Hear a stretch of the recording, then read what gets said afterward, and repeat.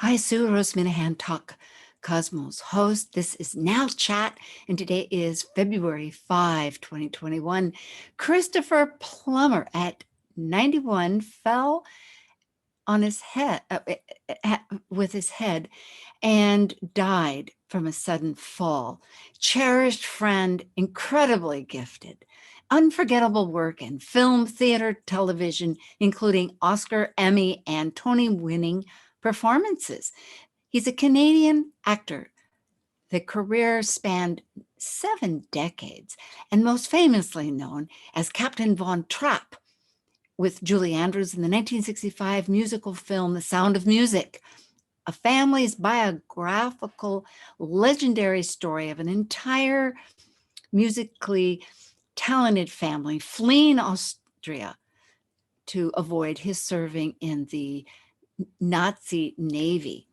And Captain von Trapp's determination and will to protect his family and beliefs of human justice and freedom against the Nazi regime of hatred and prejudice became a classic, endearing him immediately to a household of personality, really, for through films, amazing ability to share stories connecting everyone that watches. And it went on TV in 1995. However, Christopher Plummer continued beyond this with his love of music of words and his art and humanity. He touched our hearts. And it could do every role, including Shakespeare. His renaissance in film really happened later in life. Mike Wallace, he played in 1999 in The Insider, 60 Minutes. And rather than doing an impression, he really understood the psychology of the human soul. And I'll show you this on the chart. Here, you can see his sun is in Sagittarius, philosophical Sagittarius, and his South Node is in psychologically wondering why, what gives power and not power, and understanding our depths in Scorpio. So he really gave that insight of Wallace to show the contradictions of this person rather than just doing an impression. He showed Wallace's pursuit of truth and the fears of losing corporate sponsorship, and he captured his charisma along with his deep insecurities. Another classic show was The Last Station, 2009. Leo Tolstoy, a historian in his deteriorating years, is a fascinating enigma portrayal.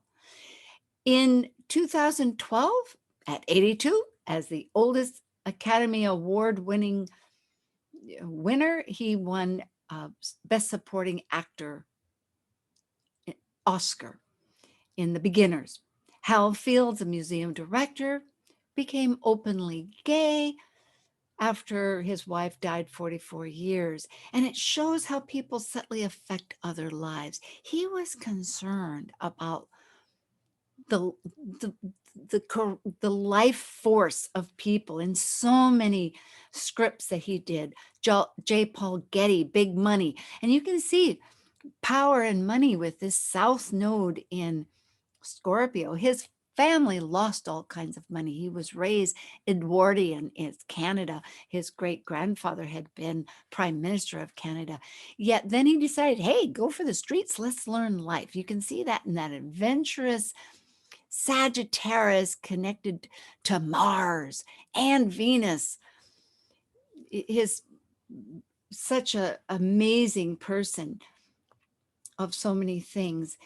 And he didn't always follow the script. He also loved to take the path that would take films to the south of France, for instance. So there were some years in 2007 that he said that he went for what it could offer more than just the career. But nonetheless, every film in so many ways filled our hearts with how the dimensions of the interpretation of life and living And he played also so many parts, as you can see, with his words connected right there to Saturn, the form and the discipline, and that, as he said, the patriarchal parts because of his upbringing. He was a classical pianist too.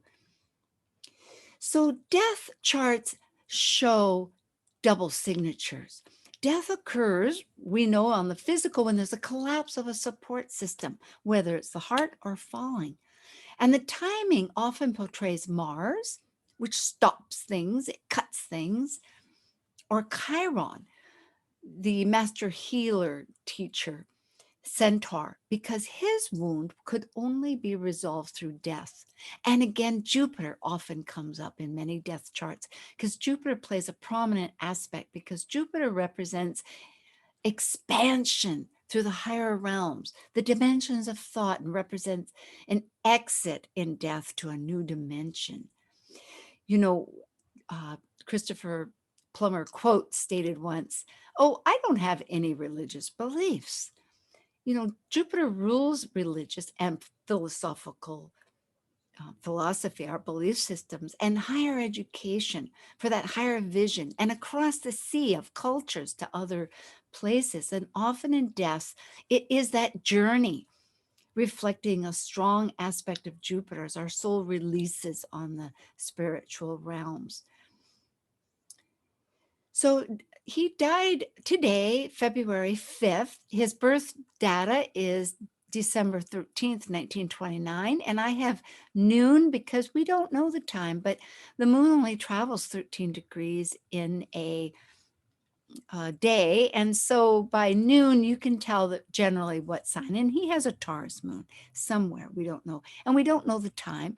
So I have a natural chart that starts with Aries. So all the planets will be in their natural signs. And you can see, therefore, the aspects and the essential energy of the chart.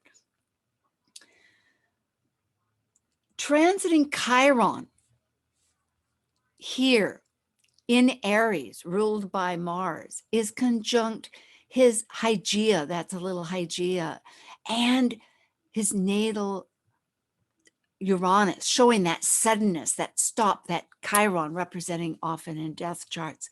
And you can see the double signature again. Well, you can look at Mars, the ruler here, that is conjunct Chiron. So again, Chiron is being aspected along with Uranus. Again, that definite signature in reverse. Here, Mars is also conjunct the South Node, and this time all in Taurus, which is the body. So the head represented by Aries, and Mars, of course, ruling that, and it's with the body. And you can see the north, his north node. So he was the stopping, you could say, of the body.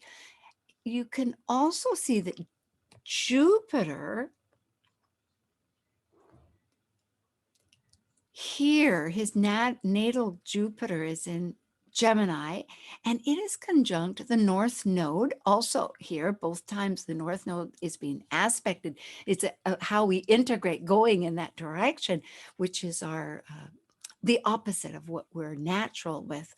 And so the North Node in Gemini of diversity, so, and of words, of travel.